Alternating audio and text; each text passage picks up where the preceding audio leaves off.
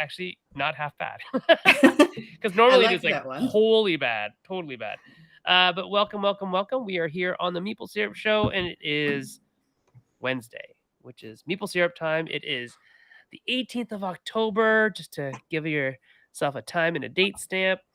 And I'm here in London, Ontario, Canada, where it is very dark and getting colder by the day. So I'm not super happy about that. Although it means that very soon things won't be trying to kill me, which is good because all the plants will be dead. So that'll be nice. Yeah, because my allergies are acting up still, so it's good. Yeah, die, plants die. I mean, I like plants. I just can't deal with all of their, I don't know, pollen and leaves and anything. I just can't deal with it all.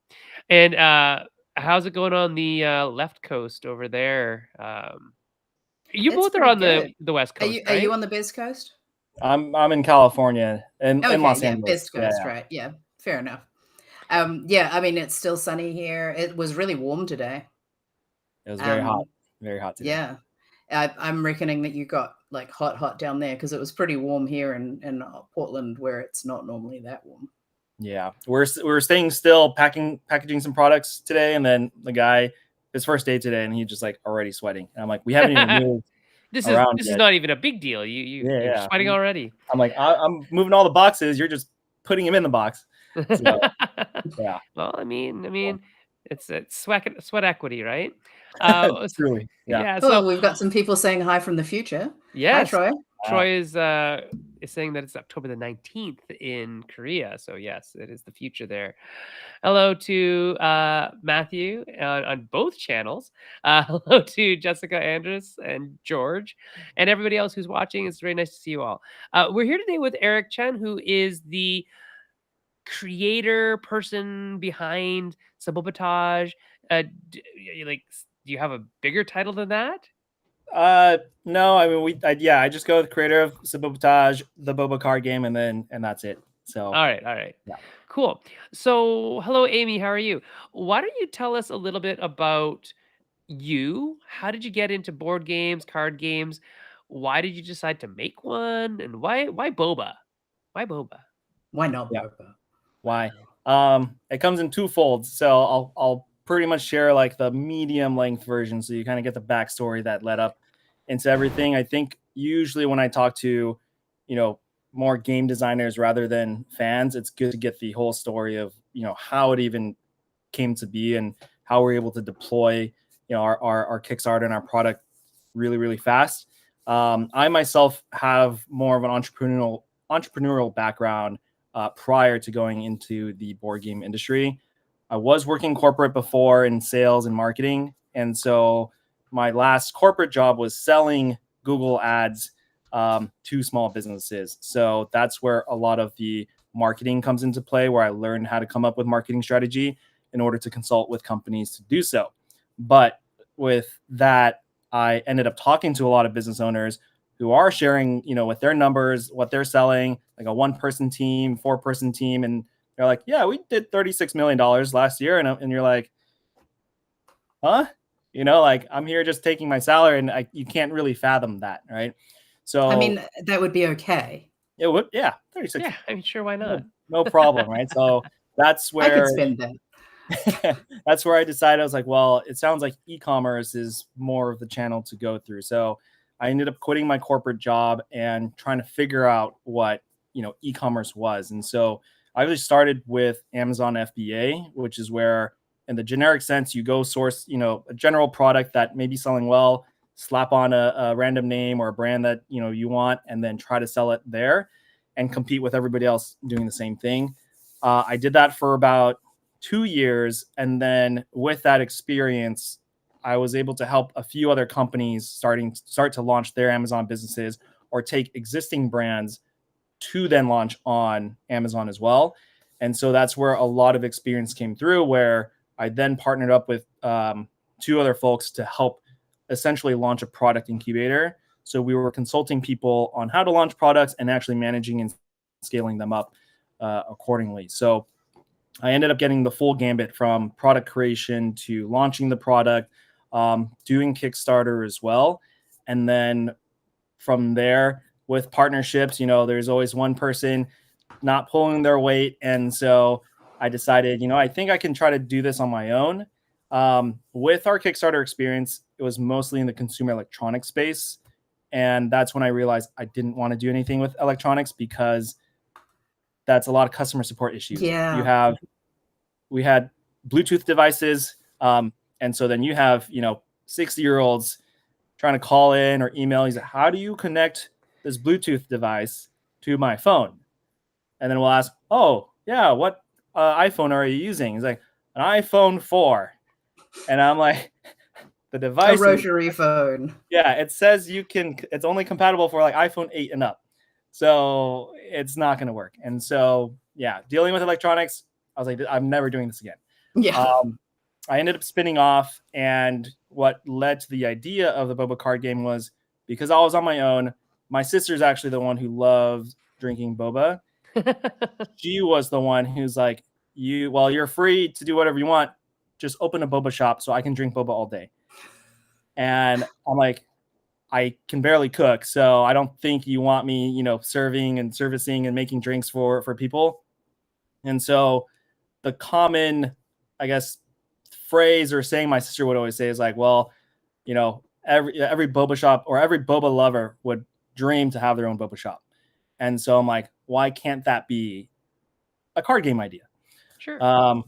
And so I was scrolling through Instagram, seeing someone play poker and then just like another game. So in my head, it just read drinking boba and then playing games. So in my mind, I read it as boba card game.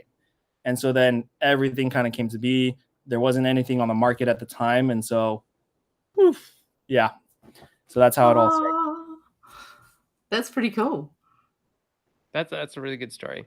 And does your sister like ever want to own a boba shop, or she just want to like drink it? I think she wants to drink it. I think she would probably be happy to try to, invest something so she has, more say. Like a stake. Yeah, a stake in it, so she doesn't feel guilty to just like come in and be drinking it every day. She could be the official taste tester. It could be your job. I did go taste test.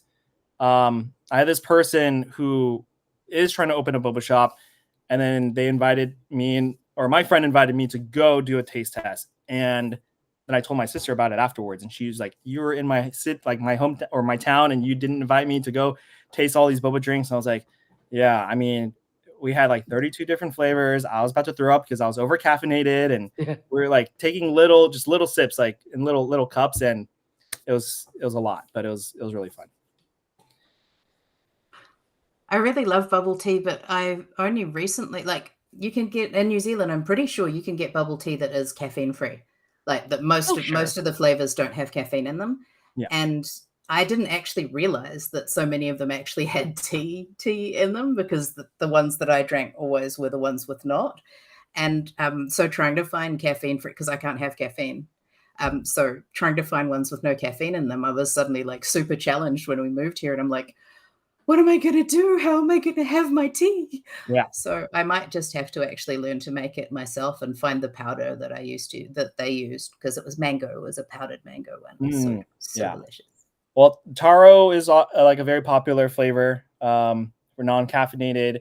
I would say the evolution of boba has changed immensely over time, because they're catering to more American palates and or westernized palates, right? And so it's not just random tea flavors, it's going to be smoothies and fruit juices and stuff too in it. So then they're just adding the boba inside of it, and then it therefore is called boba. So that's actually two distinctions I usually like to make. Is boba is actually the boba balls that people eat with it, but the entire concept is also called boba, right? So when I ask you, like, oh, let's go grab boba, it doesn't mean we're drinking that specific boba. You're going to go to the boba shop and order whatever flavor you want. So that's really where the inspiration comes from the background of going to boba shops growing up, is because that's where high schoolers would go and hang out and play, the limited games that they had, which was just Jenga and Connect 4. And then that was it. But that's where they actually used to play games there. Yeah. That's cool. It's interesting. So we have some comments already. So Troy is saying that his CEO for the company he works for board game company. It's also heavily in the venture capitalist accelerator community. So it's cool to see other board game people coming from there. Matthew says, everything you're saying is cool. How can I get a Sabotage hat though? Rep the brand, rep the brand. Yeah, we'll try to post some merchandise, I think, leading up to PAX Unplugged. So nice. We're figuring that up slowly. And Dr. Tran says, I just found out the only local boba shop to him has your game in stock. There you go. Love that. Jessica is saying that her favorite is milk capped oolong with boba. So yes, if you are also a boba fan and you want to talk about the boba tea type that you like, you can write it in there. Yeah. In the chat, and we'll name it.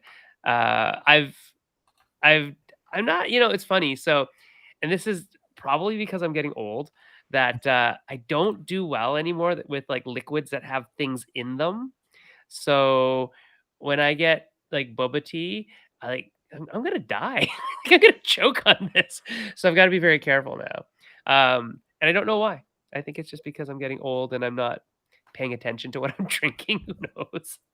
But I like it. It's just dangerous for me. This is the most controversial thing that I would say on the show, and I share it sparingly, is that I'm not that big a fan of the boba balls themselves.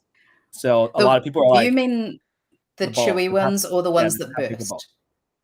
You do mean the tapioca balls? Both. Okay, cool. I'm one of those people who's like, I don't like to chew things. I'd rather just like eat and just swallow my food really fast, and that's it. And then the only thing I like is crunchy. So it's like chewing stuff to me is like inefficient, right?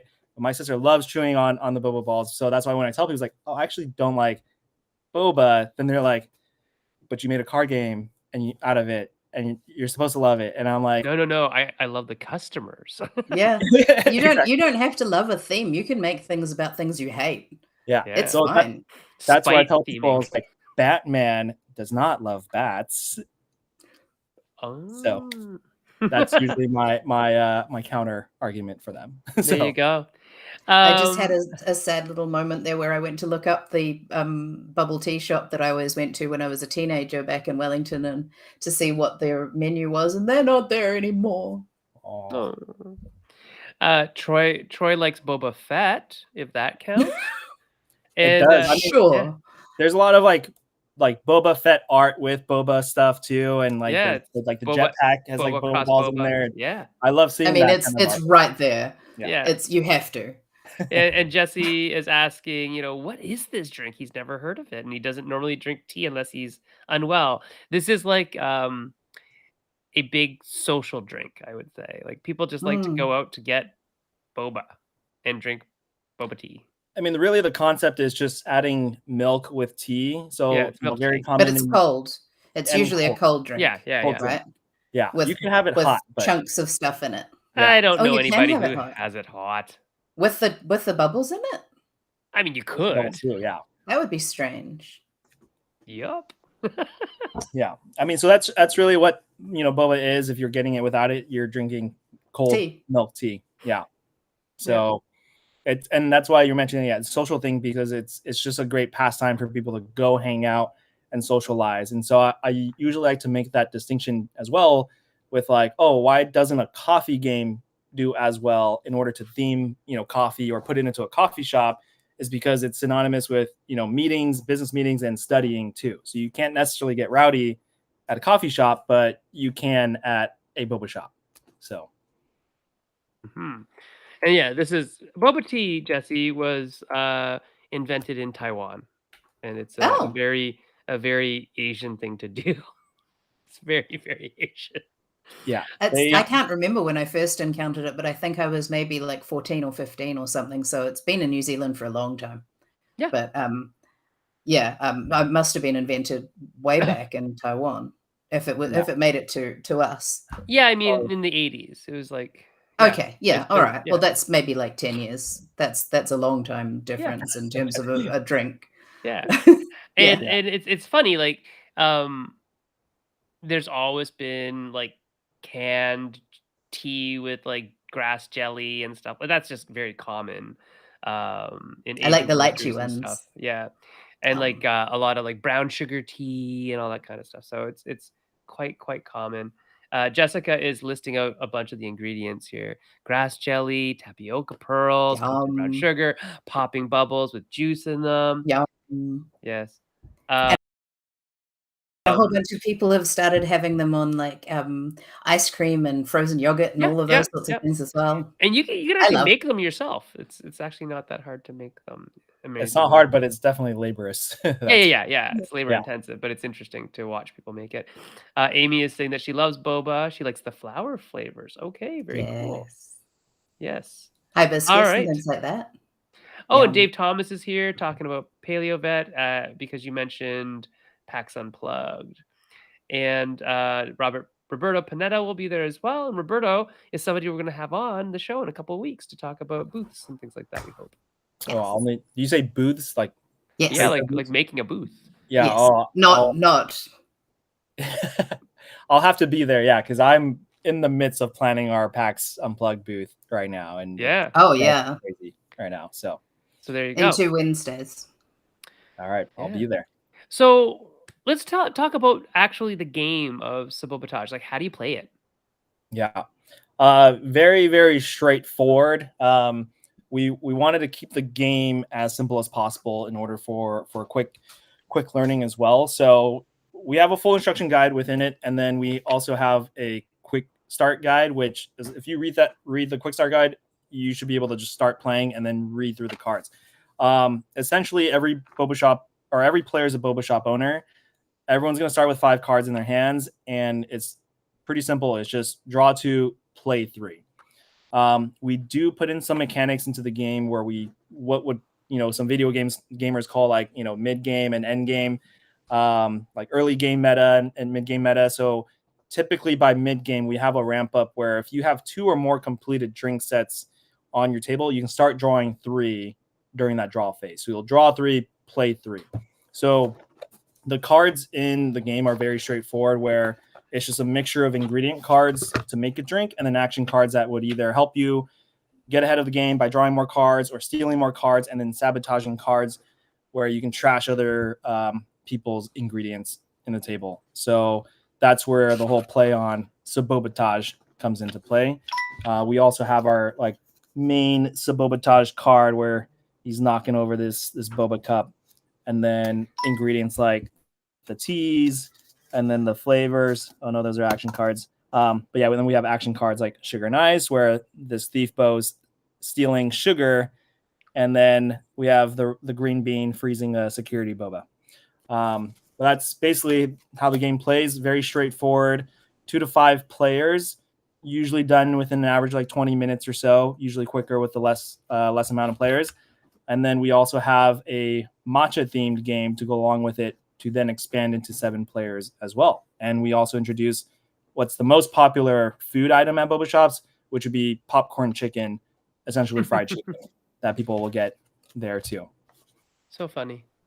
And this is all one system, right? It's not, matcha is not a separate game. This is like an expansion? Yeah. Okay. It's an add-on to the base game, and allowing for up to 7 players, and it has that new mechanic for the food portion where you can prepare food and kind of deceive others by hiding your ingredients on a new section of the table. Right. We also have another expansion that's going to officially roll out next month. We haven't announced it yet, but I think because these are all mostly game creators, so not a lot of our fans are necessarily watching this. We have a collaboration with a 30+ location boba shop. They've been around for, I think, a little over 15 years now. And we themed their game to their store and then added a new mechanic. And what's great during the design process, that we could combine all of it together. So it's not just base game plus expansion. It can be base game plus that expansion, or play both expansions with the base game too. Very nice, very nice. We have a guess in the chat. You don't have to answer that or not, but it's not Coco. Yeah. So that's really fascinating. So the thing that I think is really interesting about this game is that it's not the type of game that most of the people in this chat make. which is great. So I'm just looking at the names, and I know most of the games that most of the people in here make. I know Amy makes like very conversation starting games, right? With like prompts and questions, that kind of thing, where you're learning about the other person while you're playing. And then a lot of the other people make more like medium to heavy strategy games. And then there's Sabotage, which is this like kind of like lighter game. But that's the cool thing about it. Like everything has a place. Like, would you play a really strategic game about boba? I'm sure there could be one. I think I would. I mean, think I would. would really enjoy a really heavy, like 4-hour Euro about boba. Okay, maybe not 4 hours. I love that like mix of this is a light theme and this is absolutely not what you're expecting. So, you know, if you feel inspired to make a massive, intense, super strategic Euro about boba, I will buy it. That's the thing, though. It's because I'm so new to the gaming industry. I didn't know any of these terms or what a Euro game was. We did get a lot of requests for people who are like, oh, is it going to be like chai, right? It's like just very cozy, simple, straightforward. And I'm like, I have no idea what you're talking about, right? And so what's been great about, you know, meeting you guys and meeting other people within the industry is also learning really what's out there and the different types of games. So we are starting to explore. But the hard thing is I myself don't believe I can do or create those games and do it correctly. So I'm actually still waiting to meet the right people to then work with to help with the game design. I'll help do the creative work and make, you know, because I myself, you know, can visually make sure the art is sound for the audience, but game mechanics wise, I'm like, that's something I'm not really going to touch anymore. I'm okay to keep developing this realm, the simple genre on the Sabotage side, but a heavier board game than this, I'm like, I'd rather leave it to the experts to help. Yeah, if you need that. It's smart to know which things you're interested in, because if you're not interested in it, you're not going to want to do it, and so you won't get good at it, and so you won't make a good product, so you won't be proud of your product, and so it won't sell. Like it's really smart to know what makes sense for you. That's a really good thing to do. That really leads into what we're here to talk about specifically today, which is post-funding blues. Which is something that a lot of designers who, like myself, I just get publishers to do all the post-funding stuff. So I don't know what happens. I mean, I do, of course, but I don't have to deal with it. And it sounds like after Sabotage funded, and now you're having expansions, and you're having like collaborations with stores, that it was successful, but that there was a period of time when it was, you know, a grind almost, right? To get it all out there. And that's kind of what we're here to talk about today. And so it's very interesting that you said, you know what, I don't think I'm going to design more heavy game, but if I find somebody that can do that, you'd gladly do all the marketing, the art direction, the publishing part of it, the manufacturing, the what we call heavy lifting. Yeah, what we think is horrible. Yeah. And I think that's the best type of thing, that's right? why we need all different kinds of people in the industry, right? That's right. I would happily sit down and design a Euro about boba for you. Like I would have we'll have to chat. Yeah. I think I'm almost good enough to do one. But what I want to do all the rest of the time doing all the other stuff, not as well as you. And that's the crazy thing. I didn't know what a designer was going into it. Right. You made a game. And then I didn't know what a publisher was either. Right. So when someone explained it to me, I'm like, you mean the business side of things? That's what I love doing. And then I'm like, yeah, great. Like by all means. And so I think naturally too, a lot of people who create their game then evolves into becoming the publishing company, which we actually haven't really rushed into yet, but we did actually start. We created our publishing company name behind Sabotage in order for us to then roll out new titles, which we do try to forecast for next year. And so we do have a publishing company. And so that's why I think once we're ready, or at least we survive Q4 and holidays, then we'll start working with designers and trying to bring in other games. And like even Matthew, who I don't know if he's still in chat, to, talk about other possibilities going into it. Right. So what was it like when you funded? So when you first did it, what was it like? Like, was this the kind of campaign? Because I didn't see the campaign. I backed the game based on an ad that was very well targeted. Thank you. Well done. But like, what was the campaign like for you, and what did it feel like after funding? Are you talking about the moment we reached the goal or the end of the campaign? Both. Yeah. I would. So leading up to I would say our initial goal was $10,000. We launched it that morning. I remember that day I only had an hour of sleep, and it was only because I told myself I should get rest. But we were the team. I also have the team's global, so I have people in Spain, my artisans in Spain, operations team mostly in the Philippines, and then a few people here in the States that were volunteers as well. And we were still making changes to the campaign, till the last few hours. And then I told them, I'm like, I'm gonna go to sleep at like 8 a.m. and I'll see you guys in an hour. Everyone would log back on at 9, and then we launched at 10. And we weren't sure what was going to happen, but we just put our best foot forward, and whatever pre-marketing we did, we just hope it worked, and we launched, and then we hit funding in 4 hours. And wow, so that part was phenomenal, just to see the support. Yeah.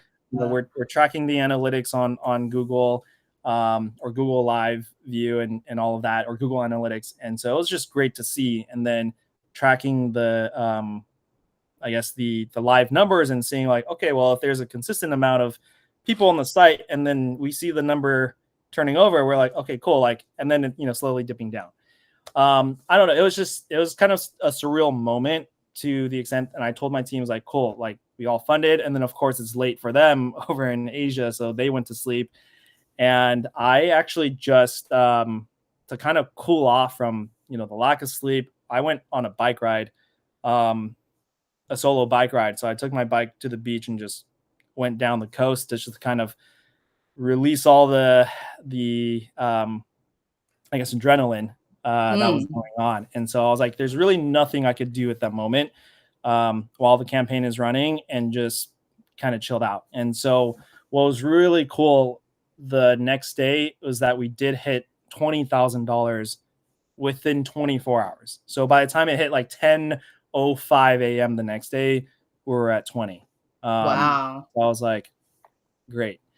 And then of course, leading up to that, and we can talk more about it as well, we did deploy ads with Jellup, Kickstarter agency. And then they're the ones who really help, keep the momentum going, which I also have my own opinions on, and things to share with creators about like what to look out for, how to really prepare for them to launch. I would say they're more of an amplifier than anything versus like a marketing company. Right. And then so that's really where we got up to speed or got the momentum riding. And then that's where I think we attributed about the $120,000 in excess revenue or Kickstarter funding for it. Right. So that's what you hit at the end, 120K? 148K. Yeah. Oh, wow. Yeah. So that must have been terrifying. A lot of times the actual. But that, like, you were aiming for 10,000 and you got 150 odd thousand. Yeah, the backer number to me was more important. We did reach about it was 4,008 or 4,009 backers. 4,009. Yeah, so that was like. Right, did you know, Eric, that your last update was yesterday, 1 year ago? It was October 17th, 2022. Oh. And that that's because we launched our very first expansion pack. So we used that channel to deploy out to our backers. There you go. So you mentioned it, and of course, because you mentioned it, we have lots of questions in the chat about Jellup. So basically what Eric's saying is that Jellup isn't going to do your marketing for you. You have to come with like a plan, but they'll amplify, they'll boost your signal to like many people. So what else about Jellup what are the pros and cons, basically, Eric? What do you think?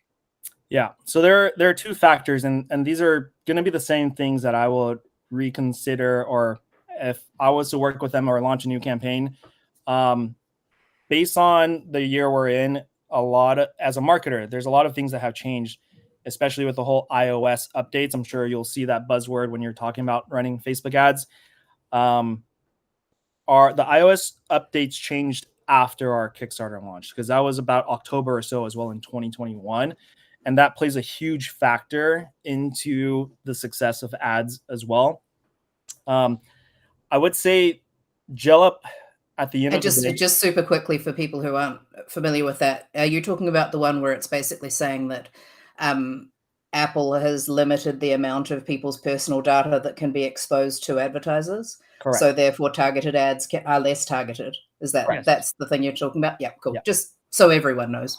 Yeah, no, it's good context. Yeah, because sometimes I'll just start talking about marketing stuff, and then people are like, "We don't know what you're talking." The what? Yeah. And so with GelUp, I do tell people that yes, you have to have your marketing really squared away, and if you yourself have the marketing content or proof of a good marketing content that would perform well, that amplification should work extremely well. They'll help test out different assets that you provide for them, but that's the thing. You need to be able to provide the assets for them.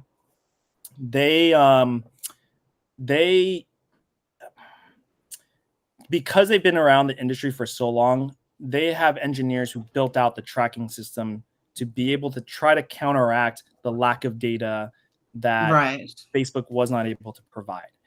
And so that's where, because back in the day, you weren't allowed to put a Facebook pixel on Kickstarter. I believe you can now, but before then you cannot. So they actually built out a system to be able to track that to their audience. And so that was the strength of them. And because I came from the consumer electronic industry, which is also a large part of crowdfunding and Kickstarter, that's where I was familiar with working with them already. And so that's where, when I was ready to deploy, we went into it and it just took off. So in the marketing perspective, to me, I do tell people that it's a very strong bet, rather than if you had, say, $2,000-$3,000 to say gamble with, and give it, if you're deciding on giving it to an influencer to help promote your product, to me the best bet is to give it to GelUp and to have them run your campaign, because they'll tell you, they're like, oh, we'll run a campaign for 2 days, 3 days, and you can cancel at any time. And so to me, if they are able to find a good performing ad, then you can also decide how much do you want to keep increasing that spend. And if you're already seeing the return, then there's no reason why you shouldn't be putting in more money to get a return.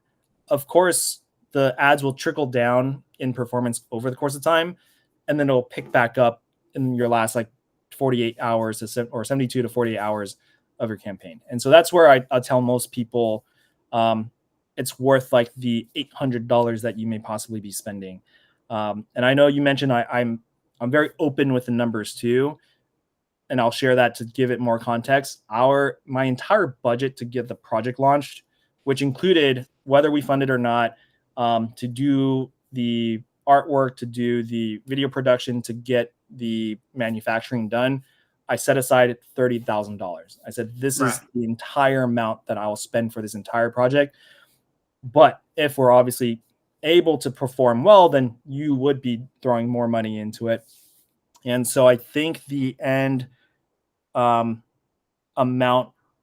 separately from that 30,000 budget was for ads, $34,000 in ad, including their commissions that they take, because they only take what they bring in and they can track that.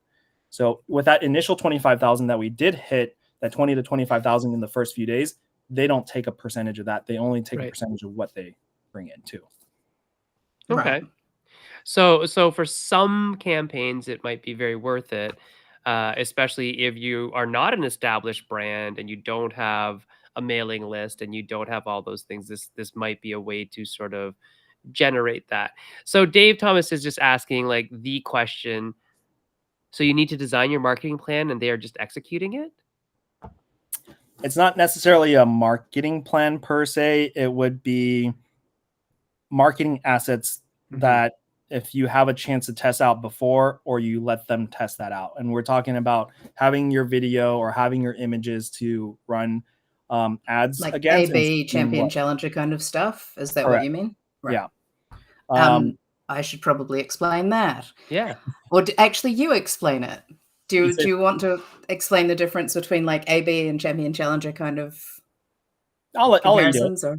I'll let you do it. Okay, sure. All right. Okay. So AB is basically just which one performs better, and champion challenger is generally when you've got one that's already performing well and you bring another one against it to see if that performs better at a very high level. Yeah. And then David asks, but you need to design the ads and they run them. They'll push the ad. They'll set up the ads on Facebook, but just the asset themselves. You could just asset is the picture, right? It's the picture and the words and the copy and everything else, like all the stuff that so you create an advert and they basically put it in front of their audience. I'll share with people what to look out for. So if you're getting hit with an ad, technically Jellup uses other I guess Facebook pages, we'll call it. It'll say top Kickstarter projects Facebook page. That's Jellup. Games, right? Top crowdfunding games Facebook page, and then I'll have like 14,000 followers. From what they collected over the course of time, they'll actually run ads through those channels because it doesn't show from this is Jellup Facebook page. It's like crowdfunding projects or top consumer electronics projects. Yeah, those are all majority are Jellup. I mean, a lot of other Kickstarter companies also adopted that method, and they'll run ads through those channels too. So the next time you do see that and you click on it, you'll see they drop a cookie through their, I guess, converting page there. So when we say assets, the marketing pictures, all you have to do is you can supply them, like even as simple as an iPhone picture. They'll put the copy for you. You'll notice that a lot of their copy is very I guess templated. It's generic at a point. Templated. That's right. And it's templated, but I would say because that's already been tried and true over the course of time. Yeah. This cool board game is so cool. Yeah. Doesn't tell you anything about it. Look how cool this thing is. I know exactly which ones you mean because recently I've been tracking the ads for campaigns that I know by reacting to them. So I'll react to one and see when I see it come back again. Have I reacted to this one? No. Okay. So I'll heart react to that one and watch and see. And some of them come back and some of them don't. And I've been sort of watching to see how many different ones people are running and things. So. There's another option for you to look at ads. There's something called the ads library on Facebook that you can also look at active ads that companies are running. So if you Google Facebook ad library, it'll take you there. You can choose any brand that has a Facebook page. And because of Facebook's like, oh, we're being transparent, that's how they provide all the information. You won't see the metrics for those ads, but you'll see what is being But you see the ad. Cool. And then that's actually how we look at ads as well. And take inspiration from other companies to see what is doing well or what's not, because it's just, you can assume that those ads are doing well as a general rule. But if you wanted to be religious about it, you should look at it every day. And then if you see that they are taking off the ad, maybe they were testing those ads for that period of time and then it's off because it's not running. But if you see the same ad that's been running for the last 2 months, then that's a performing ad. It's a performing ad for that. Cool. Awesome. And we have actually kind of gone into the weeds on that one because we're meant to be talking about how it feels to be at the end, after funding, but it's still but super this is useful all stuff. The same stuff that would apply after Kickstarter. Absolutely. Anyways, for how we've kept our marketing going. Right, because for a lot of people, I think a lot of people have this idea that Kickstarter's done, that's it, I just fulfill this. I send the money to the people and they make the game, right? And there's a lot more than that. And there's also, by the way, chances are, if you did well and you are buying a lot of games, like manufacturing a lot of games, you have some leftover copies. Like maybe in the thousands, and you got to sell them somehow. And so you're going to be doing market, like ad buy, all that kind of stuff anyway, right? Okay, and the so scale of success as well. Right. So when you have the scale of success, when you ask for 10,000 and you get 15 times that, you might have post-funding blues, because success can actually lead to more problems. Like, it's that whole kind of more money, more problems things. Someone made a song about that, I think. Somebody did. And the thing about it is that people just maybe don't understand yet. I don't know.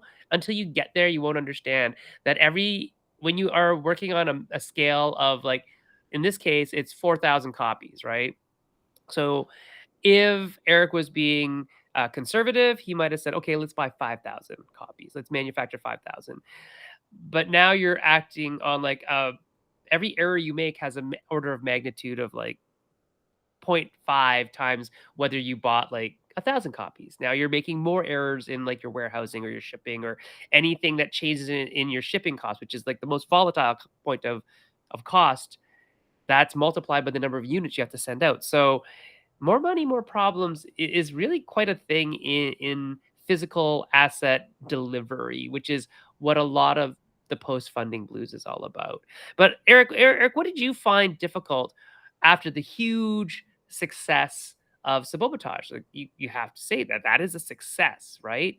15 times you're asking funding value, and everybody would say that is a massive success. But did you celebrate for a long time, or was it instantly like, oh my gosh, now what? Yeah, I think I took a quick little vacation just to chill out and celebrate. But yeah, let's dive into the blues portion. Sure. Right? Numbers wise, like you said, more money, more problems. We, out of those 4,000-ish backers, there were actually 5,500 unit orders. So that gave me the confidence to say, let's do 10,000 orders from the factory. And the moment the products arrived, we started fulfilling. And then I did like a little pre-order launch, like right in between before the site went live. We're like, hey, we're fulfilling Kickstarter. You can order more if you want at this time, and then we'll officially launch in September. I said, I think we have so much success that we can order 25,000 units on top of that initial 10,000. So 35. We're at 35 now. Right. So you're like 7 times the number that you initially had ordered. Exactly. So I said, let's do 25,000, which at the time was almost a correct forecast. So by the time units landed in July, we started fulfilling it. I told the factory, let's put in an order for 25,000, even though we had 5,000, like approximately 4,500 left. We did sell out by the end of September when we launched the website in September. So we did sell through the remaining 4,500 at the time. So because we ordered that 25,000 in July, that landed in October. I was like, cool, we have inventory, we're good, right? Going into Q4 for the holidays, we're like, we should be fine and be able to sell through. But then our ads at the time were not really as optimized. I basically had a bad ad person or a lazy ad person helping me run the ads. So he wasn't really helping push it. We ended up selling about, I believe, 8,000 units for the entire holiday season, which at the time was a good number, right? I mean, yay, but also... But after the holidays, I'm stuck with 17,000 units. Yeah. And then, of course, we go into 2022, and I'm looking at these numbers, and I'm like, oh, okay, well, now we're only selling 3 a day. So what do I do? And so that allowed me to kind of take a step back and try to start figuring these out, finding another ad person and helping. And it basically took us until April till we found someone else to help take over. And, but at that time I was very worried. And also at the time, I made a post about this in those Facebook groups where I was distracted by the rise of cryptocurrency at the time as well. And I invested a lot of the money or my own money into a coin called Terra Luna at the time. And that was the one that just completely crashed. And so luckily I didn't forego the business as like compared to all my other friends who were like, we're going full-time crypto or quitting our jobs to go full-time crypto and you know, do all the NFT stuff. And I'm like, I'm going to continue running the business, but I'm a little slow at it. And I lost all that money. And I was like, well, now is the time to refocus around the business too. Right. Oh my God. Lucky that you were smart about that. Well, yeah, I mean, somewhat. And smart. So as in didn't put the whole, just put not all the eggs in one basket. Yeah. Just some of them. Quite a few eggs. A lot of eggs, yeah. So I was like, well, I have the game, and right around April, May or so, we did start to see some success in our advertising. And so that May time leading up to the holidays, we just saw some consistency come through. And I was like, and this is 2022. Last year, 2022. Right. So between July through October, I then spent time to develop the matcha expansion pack. But I was not confident because I was like, well, we're still not selling a lot. And with our advertising, we were only seeing about a 10% net from the ad. So it's not like we're seeing super success with the ads at the time. And I'm very familiar with different business strategies that to go into it. And this is a very expensive play. You can either spend more marketing dollars to acquire your customers and then upsell them later with other products and accessories, or like in this instance, an expansion pack. And then, so we really didn't see that come true until we launched that expansion pack. Because you now have something else. We had something else. And, right. But the issue is, we're not like a supplement industry or company. We're not, a matcha pack where people will reorder stuff. Yes. Yeah. It's like one and done. That's one and not a consumable. Yeah. Which is the hardest part, in comparison. But when we launched our expansion pack, and I think this is the crazy part where I was inexperienced as a game designer, where it's like, oh, I just have my one game and that's it. And a lot of companies, they may be building out their game and expansion at the same time. So it wasn't until a year later we're launching this expansion pack. But the crazy part was that when we did launch, we didn't do crowdfunding, we didn't do Kickstarter or anything. It was just straight to email. Like you mentioned, our last post was on this day 1 year ago, us launching the expansion pack. We did $30,000 in one day in less than 24 hours, just selling the expansion packs. And we introduced playmats at the time. Right. And so now you have 3 SKUs. Three SKUs. And so that is actually what I realized brought a lot of, I guess, reminders for our customers. Like, there's something new, let's whip it out again and keep playing. And then that, because the expansion made it so much more fun, then we saw a lot more, people coming in to purchase. A little bit of virality as well, right? Where people are picking up the second product, now talking about the first product again, and people go, oh, where can I get that? Well, from sababatage.com. Where else, right? Yeah. And it's very interesting. Sorry, I was going to say there's also it's right on the wave for 2 different things. There have been a lot of tea games, and there have been a lot of, I'm going to say, Asian food kind of games that have all sort of come in on around about that same time. Like I specifically bought that because I was really excited that Steam Up was going to be coming soon, and I wanted to have like a themed game day, which I have still not achieved, but I'm planning to, where we would like play Sushi Go and Sabotage and Steam Up, and we would have, food that would match that in between and do all of those things. So at some point, I promise, when we've finished our games room, we will have that very exciting that's themed lunch, game day. dinner, and dessert right there. There you go. Exactly. And that's, I mean, I love pretty much all of those foods as well. And yeah, it's, but I'm the kind of customer that will just go, a game about boba. Boom. And it was right in front of me, and it worked. Yeah. So for Sabotage, and having all those units unsold for so long, and you weren't publishing anything new, and there is a lot of conventional wisdom will say something like, oh, you got to publish or you're perishing, right? So you either publish or perish, and you need new stock and new SKUs to infuse life into your business, your company, but also into your old products to therefore have people looking at the first thing that they see is the new product, but then, oh, look at this old product too.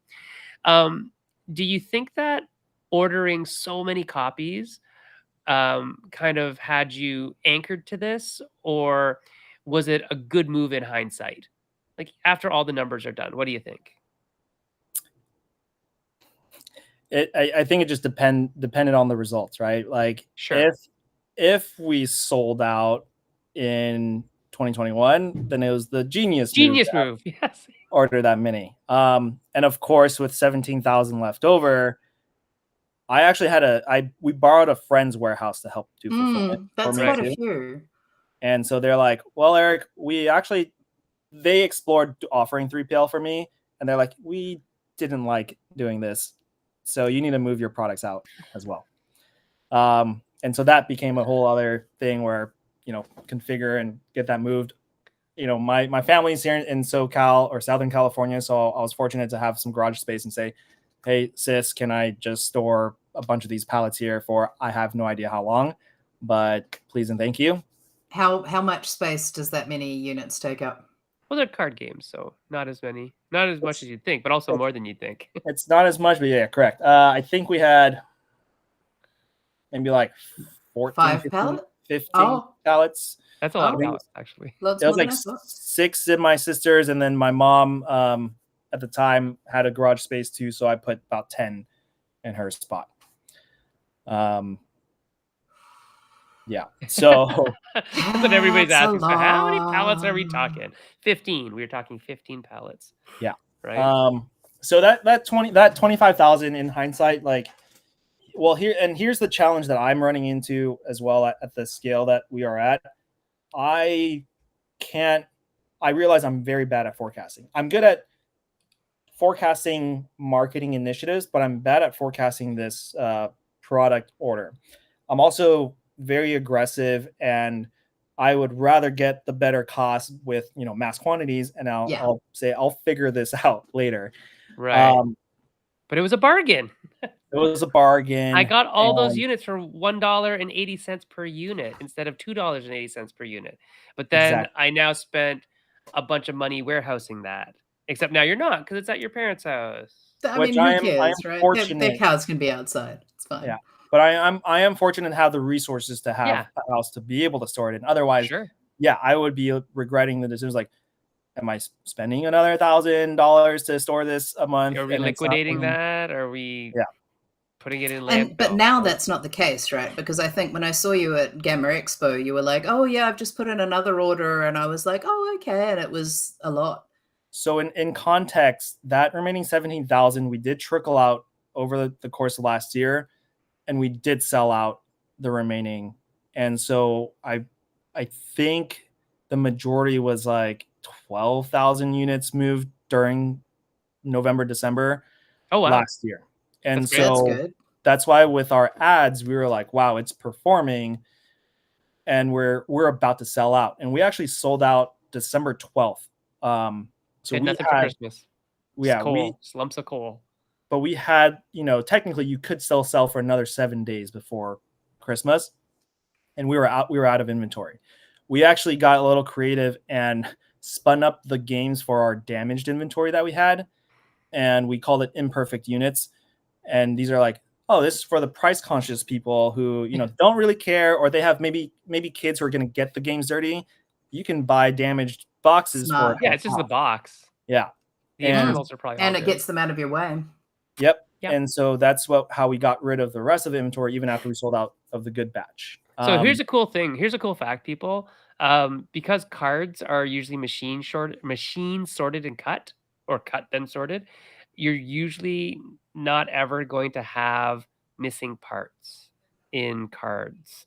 So the damage and the imperfections are literally just cosmetic, and it's usually just to the box, which is very different than a board game, because a board game, there can be all sorts of mistakes that come inside the box with your componentry and miniatures that look like they're melted and all sorts of problems. But card games are pretty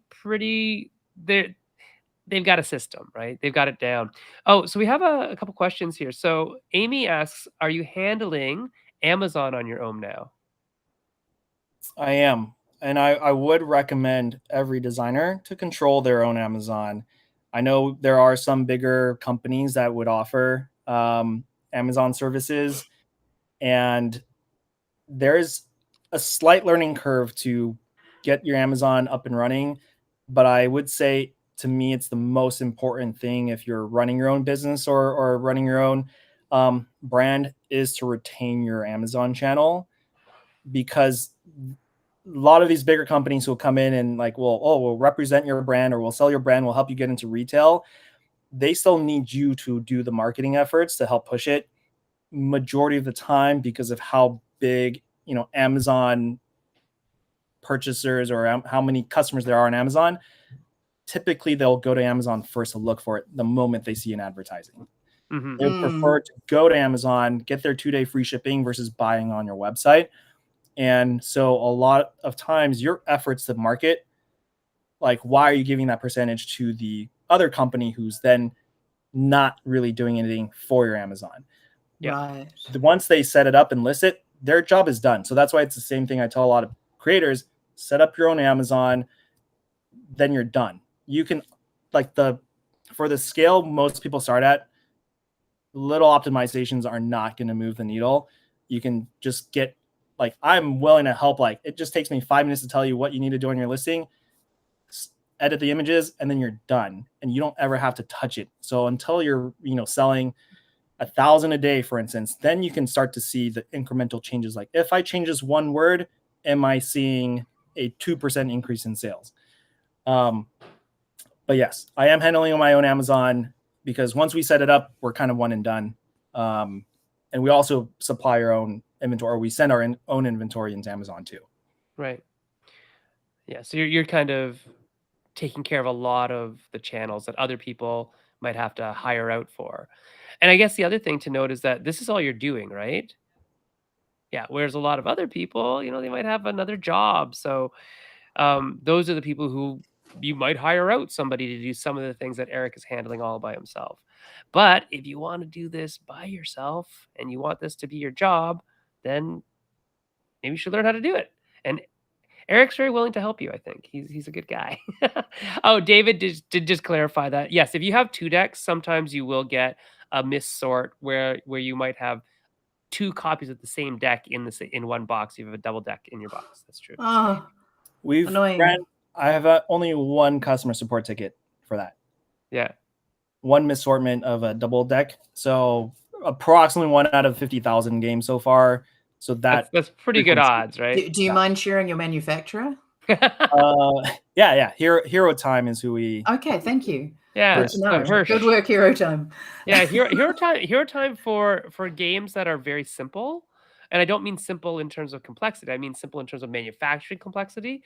Hero Time is a good option to check into. Their MOQ is really low too. And if you use very standardized parts that don't require a lot of customization, they can do good work for you. How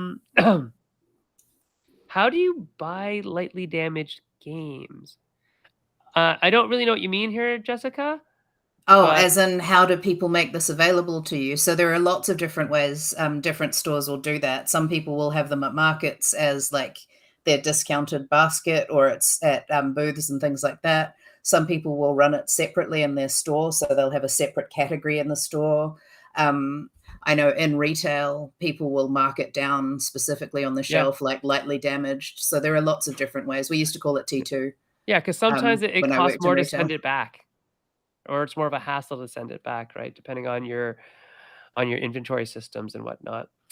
And yeah, Amy sells them in person at events, and I think Eric is saying that on his website he had them for the last couple of days before Christmas.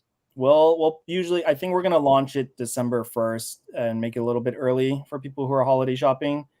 Yeah, Dings and Dents is basically what we're gonna put more descriptions on it, because we're this last batch. Actually, we had one pallet. Our 40,000 units landed on Monday, and one pallet tipped over.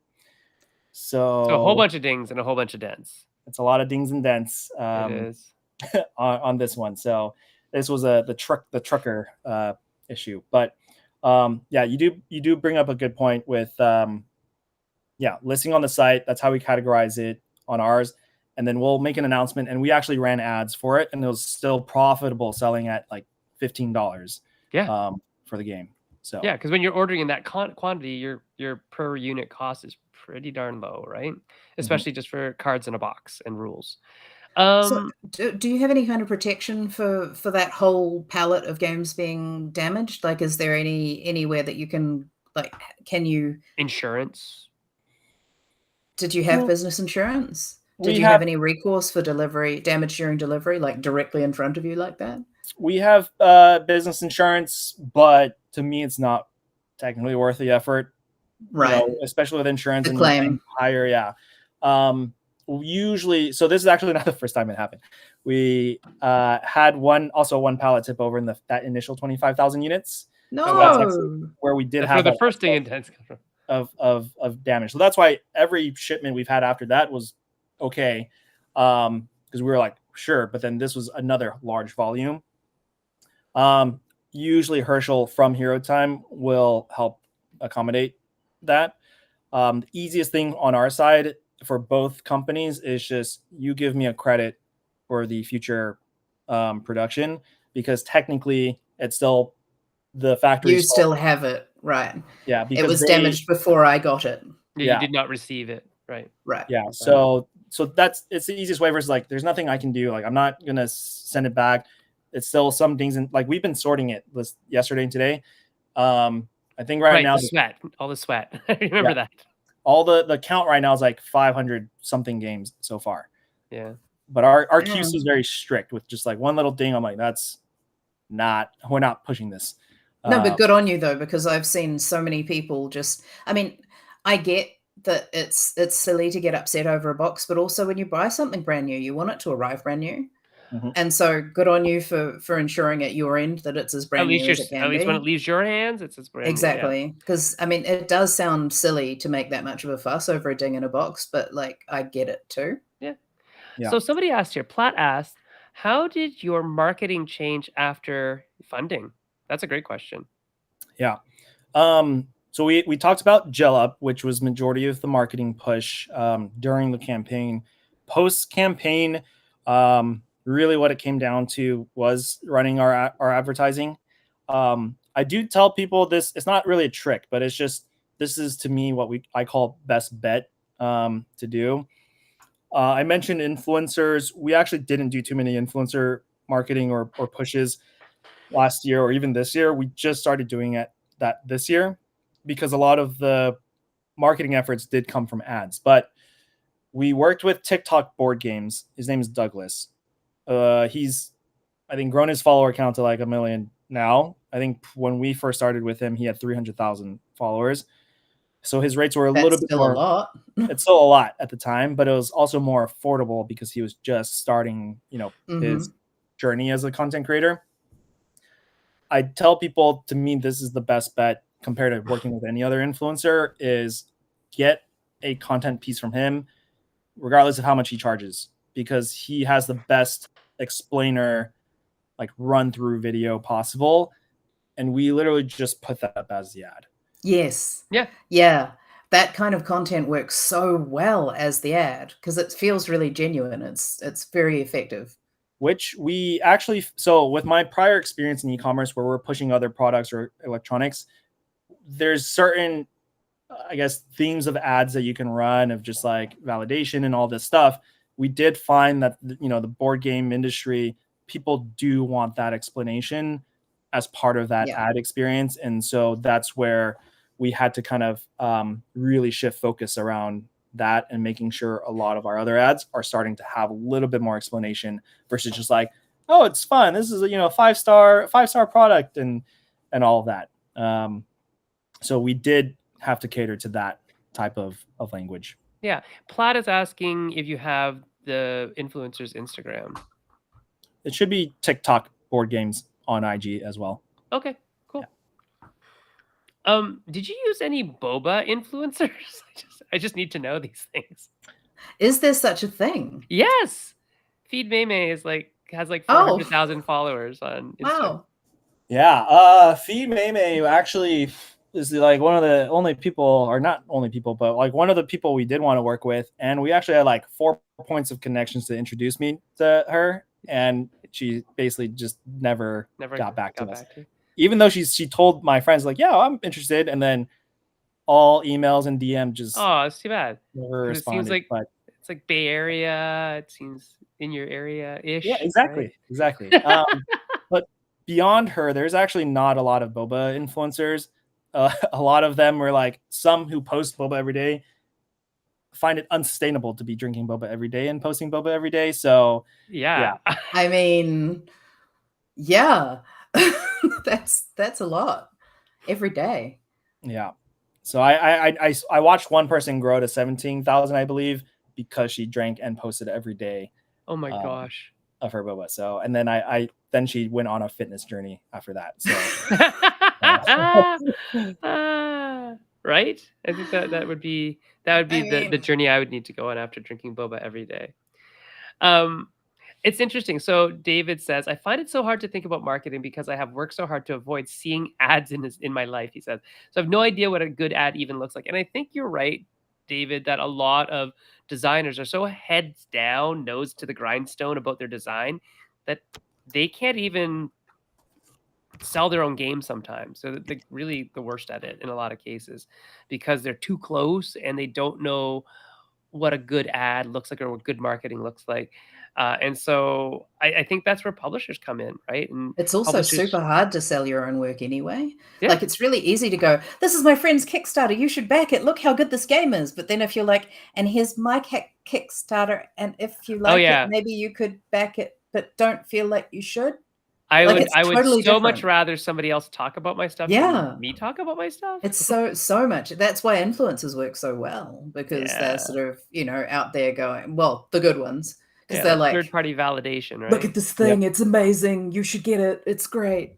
And you guys bring up a good point with that, because I actually, we've invested so heavily into the acquisition of customers because we find that having a larger customer base is only going to continue increasing, word of mouth opportunity.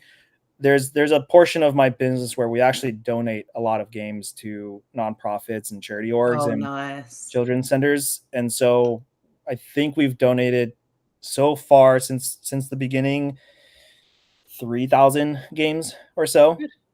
That's so many. A majority comes in during the holidays. We have one organization that basically has like 15 orgs that they support, and so it's like a toy drive, and they're like all the kids get to choose what products they get, and so like we've been a sponsor for that event every holiday so far. And I'm like, hey guys, like I've donated a lot of games. Are you sure you want more? Kids, need more? They're like, well, some of these kids, they may have turned 7 or 8 years old, so now they might be interested in it. I'm like, okay, cool. Sure. I just don't want like these kids to be like, it's the same old thing you guys gave us last year. So I was like, all right. So as long as you guys are good. Right. And so it's just like that word of mouth portion. And it's not like I'm giving out damaged ones either. It's just I'm giving full real games, like undamaged and stuff, and towards that initiative. Right. So Platt's asking another question. He said, did you acquire a factory sample to give to the influencers you're working with for the crowdfunding campaign, or did you acquire a prototype from somewhere else? Yeah. Sorry, I was reading that question too. I did not have a factory sample. So usually kind of against normal practice, and I don't advise people this. We actually didn't have a factory yet when we deployed. We were working on quotes during the campaign, and I was ready to go with one. I feel like it was maybe Boda at the time. Yeah.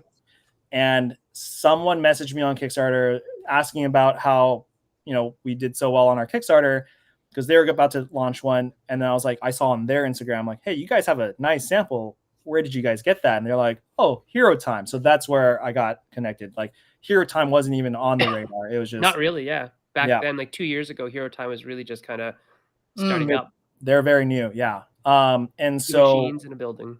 We actually spent a good pretty penny on having a normal print factory, like who just does the displays and posters and stuff, print out not real cards. So like this is this is not real like card material. It's just like it'll look fine on camera. Looked fine, which we did use this for the Kickstarter commercial.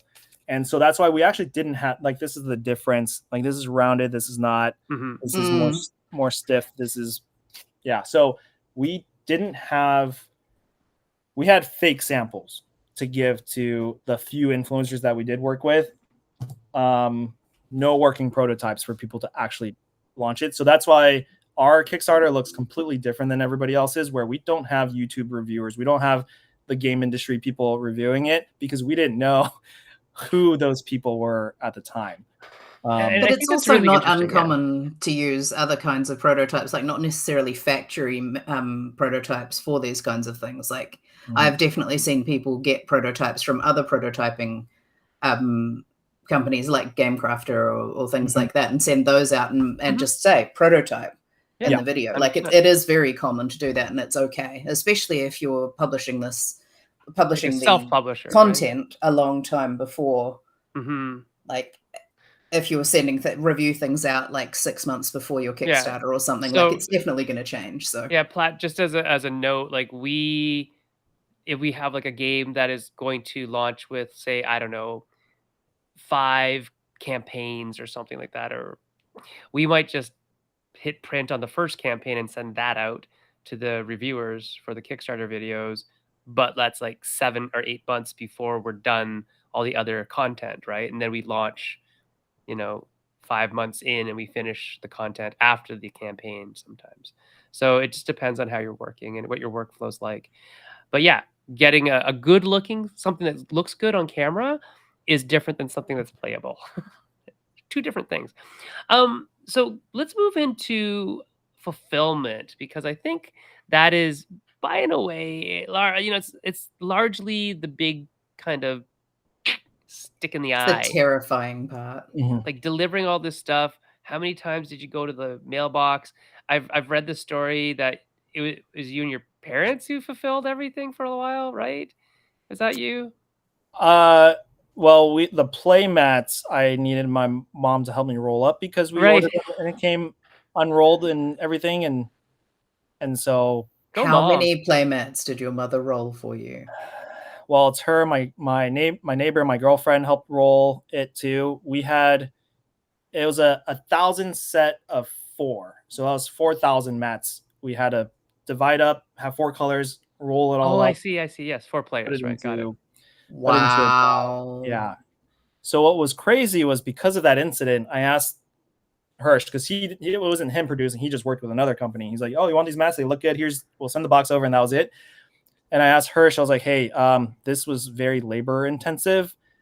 How much does it cost for you guys to do it and roll it up, or you just put it in a box?" And he's like, 10 cents more. And I'm like, oh my. 10 cents well spent. Yeah. Do they have a machine for it or something? That I don't know. You never know. 10 cent difference? Is it per unit? Yes. Per unit.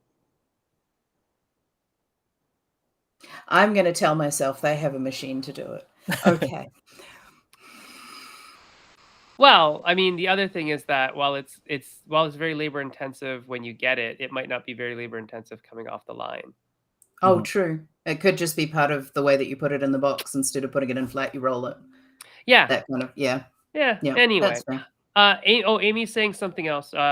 Amy's stuff is also good, so let's put it up. The other thing I've done with damaged goods is make sample packs for trade shows, and people love them. That's great. Yeah, make use of your dings and dents. I think it's you don't waste them. So a lot of times with big box games, we just pull them apart, and we use those for tickets. When people send in a ticket, like this was damaged. Okay, here's a new part from a game that the box is scratched, but the parts inside are good, or vice versa, right? Jim Baker asks.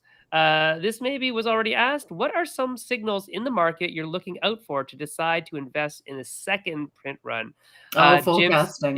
Jim's game just came out, and he might be thinking about this. So, what do you think?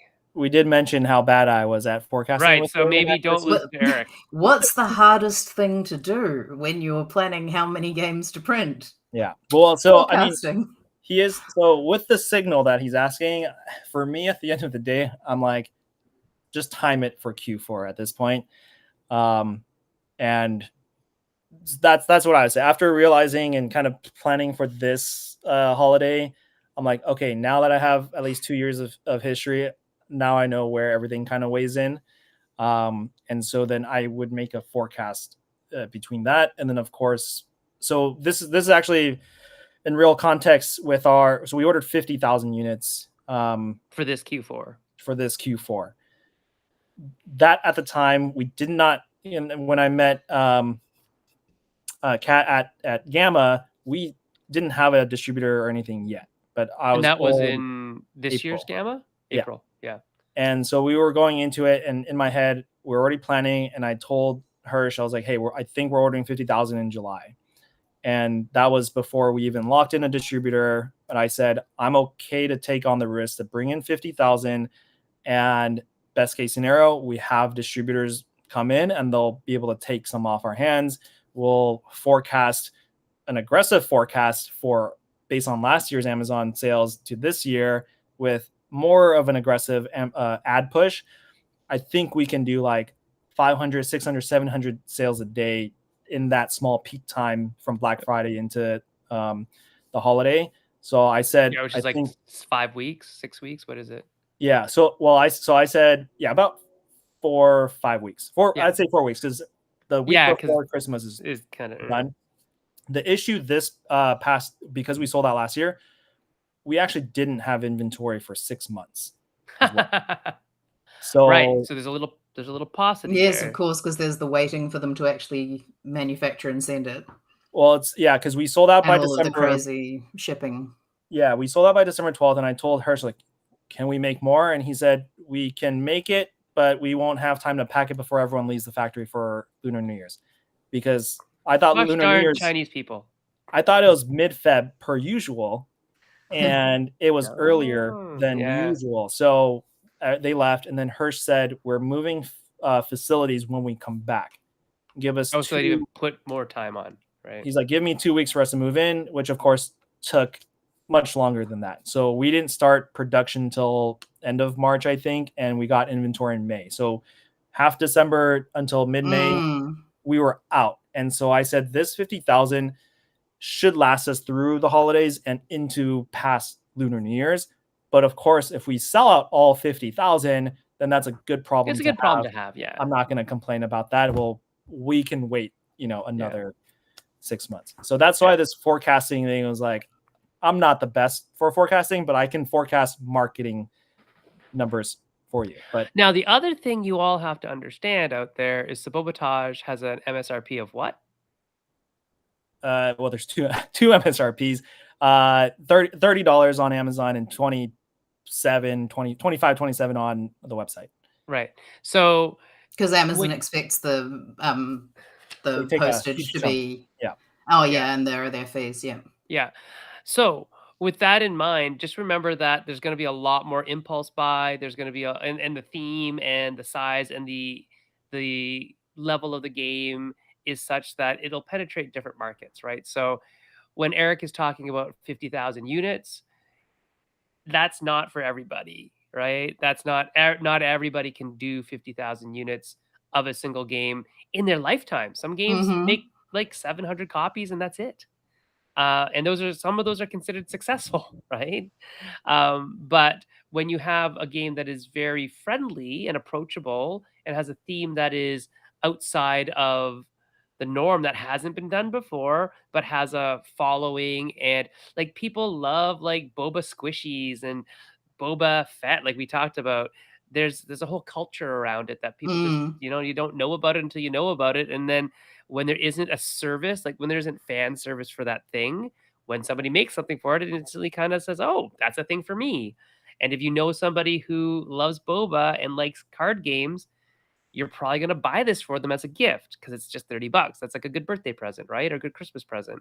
So it's very different than like your $80 or $90 massive board game, especially once you factor in things like shipping and whatnot. So, of course, Amazon factors that in for a lot of them. But yeah, so anyways, just remember that those numbers are not out of the norm, but have to be for a specific type of game, right? It's a difficult number to hit. One thing in terms of forecasting, if you are looking at getting into retail, I've been following a lot of retailer groups this year to get an understanding of how those things work. And if you're wanting to understand what retailers do when they're planning for the holiday period, in July, August, they've already made their holiday orders. They've already decided what they're going to be stocking. They've already made all of their plans. So they have if you're so if you're looking at understanding about pre-orders to get those things to retailers in time for that, you need to be offering the Christmas type stuff in May, June. You need to be getting that out to retailers. So that's when, once you've got those pre-orders, then you can estimate from that what you need to actually put into the order that will be servicing those retail orders. So that's one way of finding out how to forecast, is to actually get retailer pre-orders and other things like that. And as we learned last week, or we heard last week from Kurt, that pre-orders are not necessarily driven by you marketing to the stores. It's by you marketing to the customers who will go in and ask for it at the store, right? So it's not the push system, it's a pull system.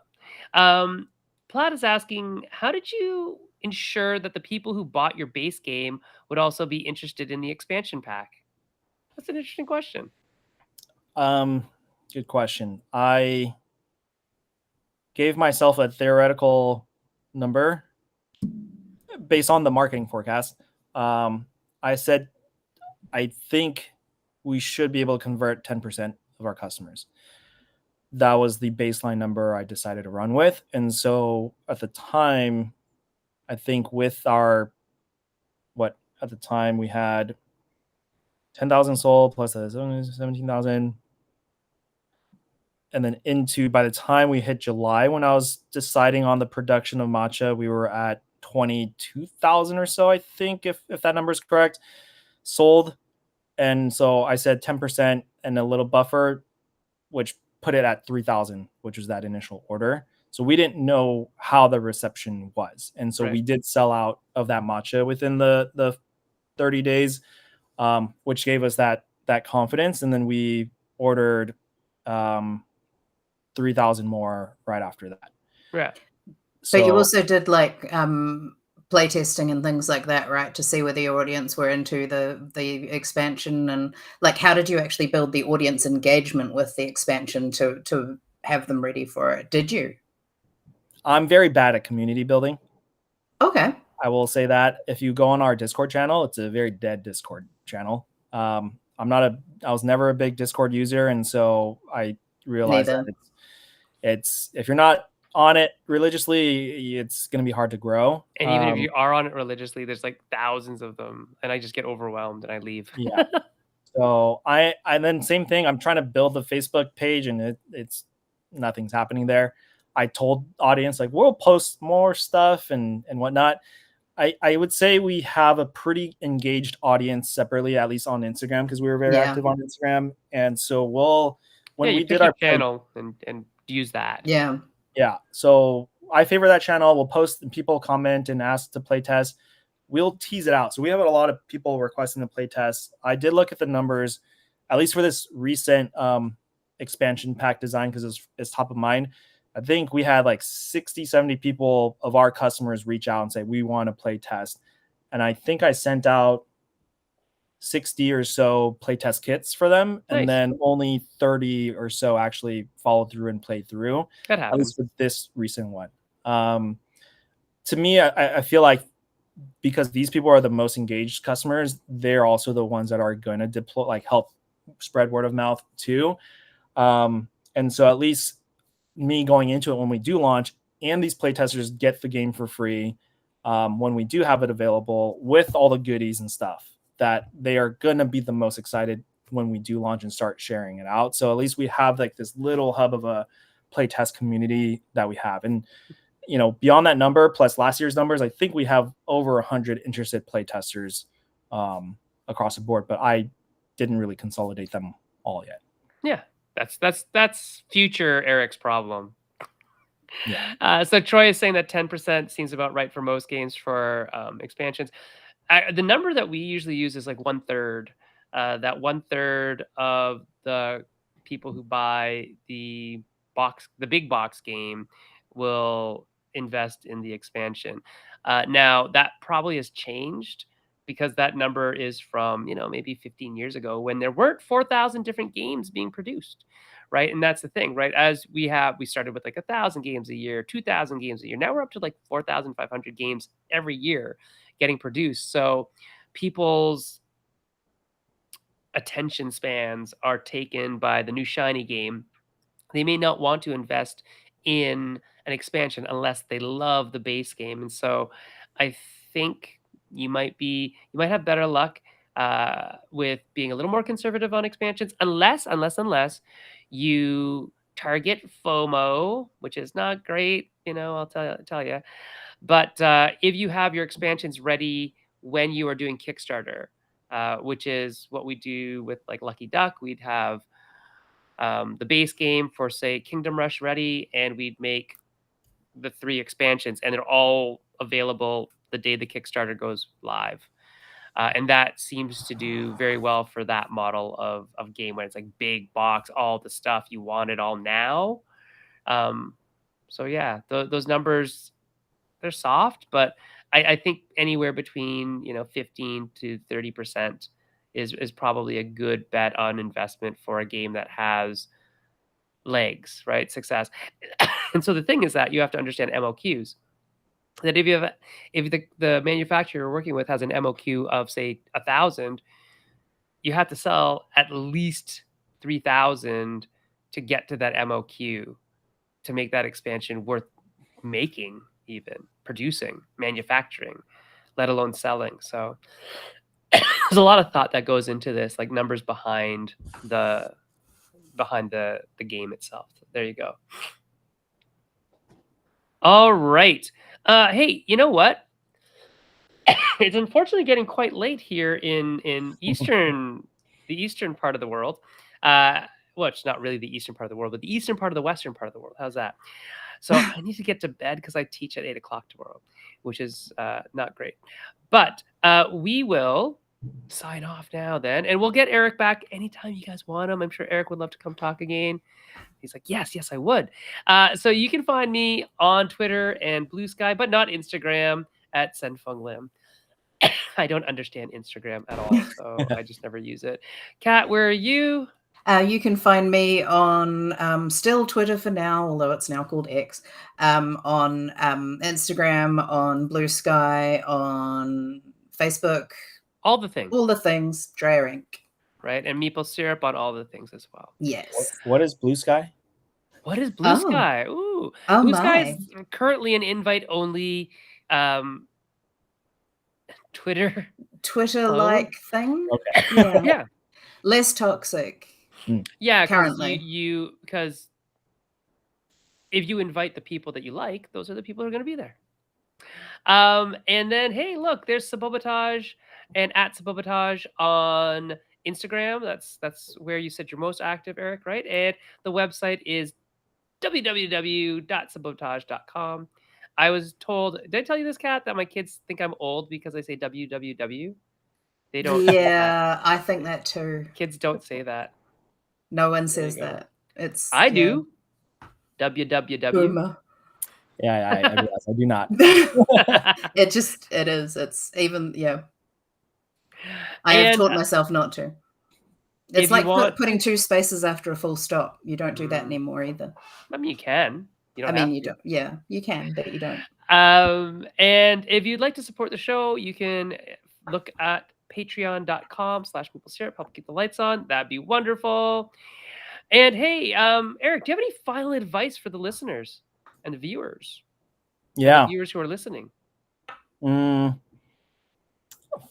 I would say final advice is just listen to your gut. I mean, at the end of the day, if you're talking to whether companies or reps and all this stuff, and something just doesn't feel correct, definitely question it. I always like to compare services and quotes and all that stuff too, and that helps give the broader picture of everything. as well. Even to the point where like I use Hero Time, and I'm like, hey, I still get quotes from other companies just to make sure things are aligned. But like the gut portion comes into the fulfillment services, and because I've been screwed over many times in that regard from other companies with our other projects, and so I'm like, this doesn't seem right. Let me check into it. And so if you ever need me as a sounding board too, just, from my business experience, I'm always happy to share. So yeah, people are free to just connect with me, Facebook and Instagram. I'm always happy to help. So yeah, and Eric's quite active in a lot of the forums, the board game design forums and things like that, where he's been very candid and open about Sabotage's successes and tribulations, like the trials that he has. So it's very good. And George is saying, yes, you do. I think in regards to www, is that what it is? The closest I get is dub, and even then I haven't said that for years. Years, George. Years, I tell you. Well, thank you everybody for watching. What's coming soon? I think Roberto Panetta is coming soon. Yes. In 2 weeks. So we've got, first of all, next week we have got bespoke game components and upgrades with Levity Games. So that's Ammon Anderson making cool stickers to put on stuff. And then on November the 1st, we have got Roberto Panetta with Boothing 101. And then November the 8th, that's where our short form content creation that was going to be next week has shifted. So we'll be talking a bit more about that. So Eric, come join us in the comments for all of those. I know that you'll have things to say about all of those topics. So we'd love to hear what they are. Yeah, excellent. And everybody's saying no one says www anymore these days. And George is saying that yes, you should put 2 spaces. I don't know, everybody. You can vote for this on some other thing. I am too old to change my ways. I'm an old dog who cannot learn new tricks. So www.kabai.com. All right, we'll see you all later. Thanks very much, Eric. We'll see you. Bye. Thank you guys. Bye. You're welcome.